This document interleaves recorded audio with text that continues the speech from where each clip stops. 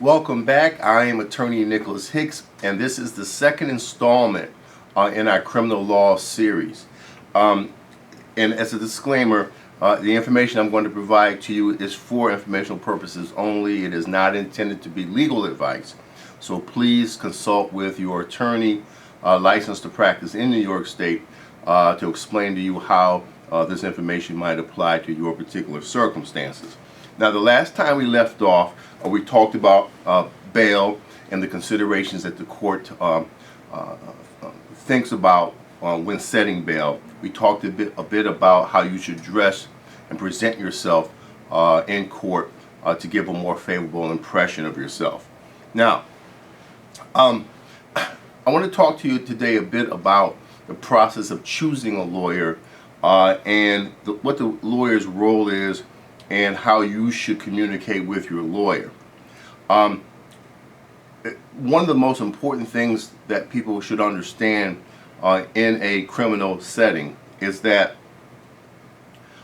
it's very difficult, obviously, to talk to any human being, a lawyer who you may have never met before, and tell them whatever it is you may know about the situation, if you know anything at all. From a defense standpoint, it's important to understand that as lawyers, we don't judge our clients. That's not our role. We don't go home and talk to anybody about you. In fact, there's a confidentiality that we must maintain at all times. We can never tell another human being what you've told us. Everything is in confidence, and for a very good reason.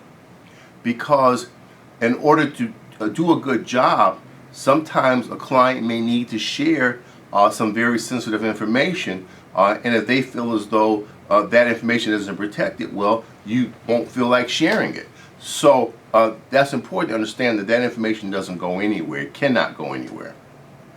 Now, why is that important? Well, because you must remember that sometimes the most embarrassing facts, or the things that you feel embarrassed about, are the very things that I need to protect you from. And I can't protect you from things that I don't know about. I can't tell you how many times people have been hurt because their lawyers didn't see something coming or wasn't prepared for something because the client was not open and truthful with their lawyers. So you must understand, you can only be protected from what we know.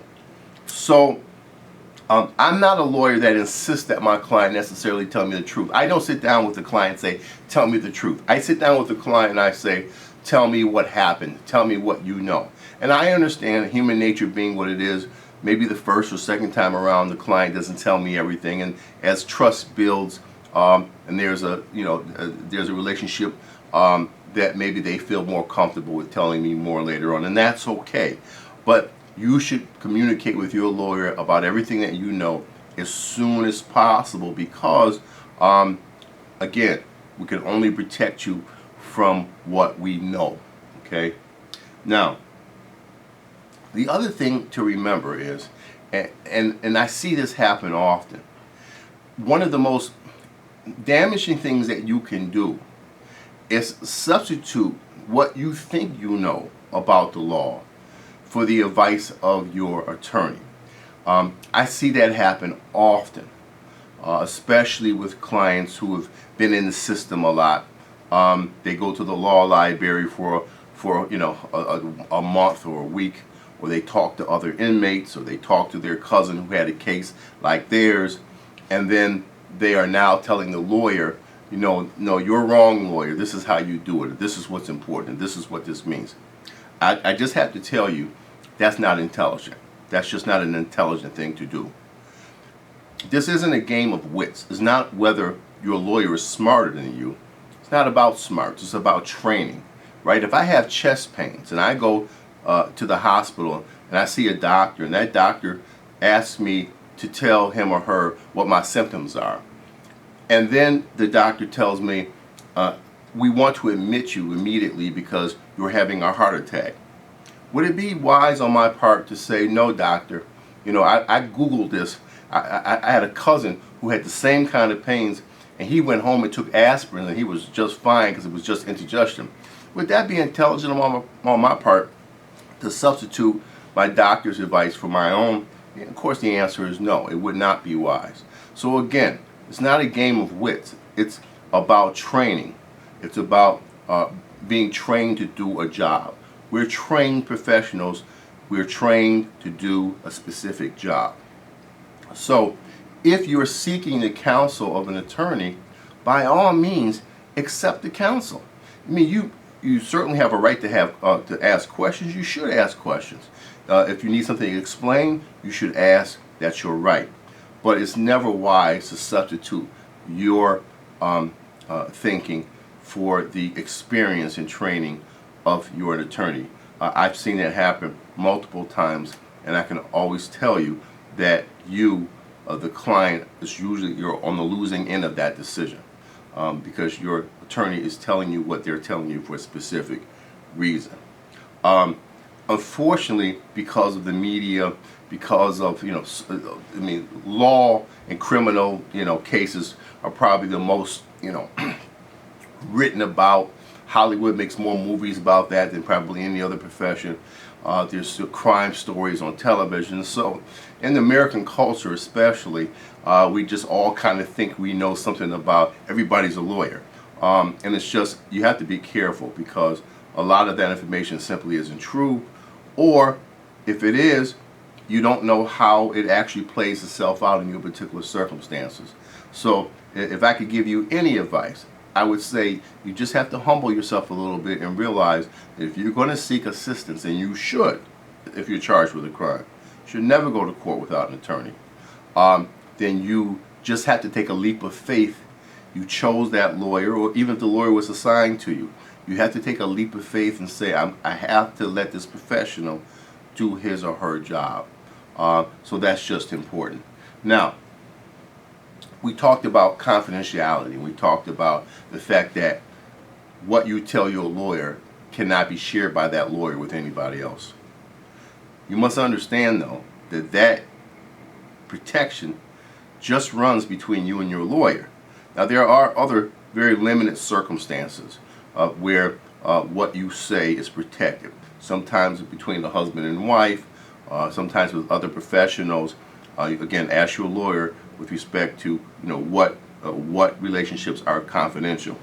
But for the most part, when you talk about your case with friends, other family members, that information is not protected.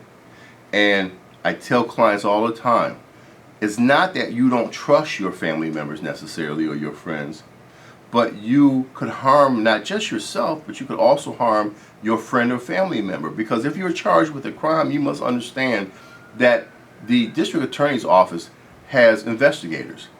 And as a case proceeds, especially if it looks like it's proceeding toward trial, those investigators go out and they talk to people and they knock on doors. And if they suspect that you may have made some admissions or talked about your case to mom, dad, brother, sister, friend, those people, your friends and family, can be subpoenaed. They can be forced. They can even be locked up, put on a witness stand, and forced to testify about what it is you told them. You may say, well, I know they won't tell. Maybe so. But why would you want to put them in that predicament to begin with? You don't want to see your mother sitting in the holding center because she refuses to testify. If you hadn't said anything to her about the facts, there'd be nothing for her to protect you from because she doesn't know anything. So again, it's very important to understand that you should only be talking to your lawyer about what happened. And you should be completely upfront and truthful with your lawyer because, again, your lawyer can only protect you from what he or she knows. So that's very, very important. Don't talk to other people. Just talk to your lawyer. Let your friends and family members know you're okay. Everything is going well, or maybe it's not so well. But, on the advice of my lawyer, he wants to protect me and you.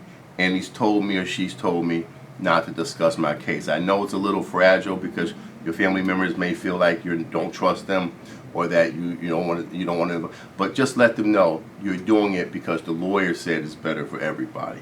That concludes today's portion. When we come back, we're going to talk about some other issues that come up in the criminal law arena. I hope the information was useful. Please go on YouTube, like, subscribe, and I look forward to talking to you next time. Again, I'm attorney Nicholas Hicks. Take care.